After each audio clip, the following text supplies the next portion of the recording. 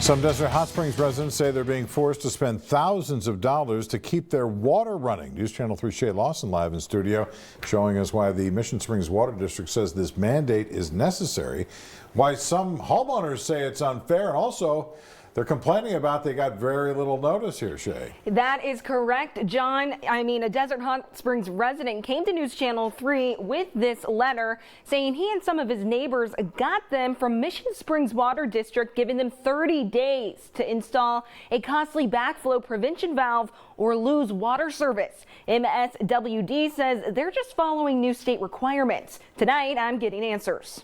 A Desert Hot Springs homeowner who asked us not to use his name says he's lived in his house for decades. But now for the first time, he says he's being told his home is a hazard to the water system. The notice that I received was some sort of inspection where they just drove by my house and took a picture of my house and said my house is a hazard to the water system. The letters sent by Mission Springs Water District give homeowners 30 days to install a costly backflow protection device that meets compliance standards. I was looking at it and my due date was in just a few days.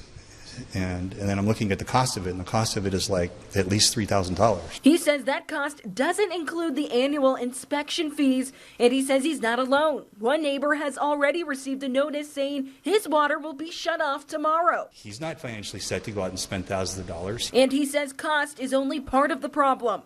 District officials told him the device could cut his already low water pressure in half. Her response was, well, you can just go out and buy a water booster pump for your home.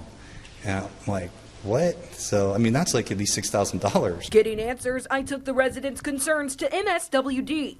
MSWD has had a backflow prevention program or a cross-connection control program for decades. Recently, the state has changed and made some updates, and we're aligning our program to the new state requirements. In this case, there are some homes that have a hydraulic gradient issue where they're higher than the water system. And in circumstances where there is a water main break or a high water demand situation, it could create a reverse flow. The district says residents are responsible for paying for installation and says there are no subsidies in place at this time. If they do need assistance, they can reach out to our public information office. Residents say it's about fairness and cost, while the district insists it's about protecting everyone's drinking water. If we're going to set a precedent, we need to talk about it because it's an expensive precedent and this affects quality of life here. The biggest push for this is to ensure that we can continue to keep our public water system safe for you and our community from unprotected water sources.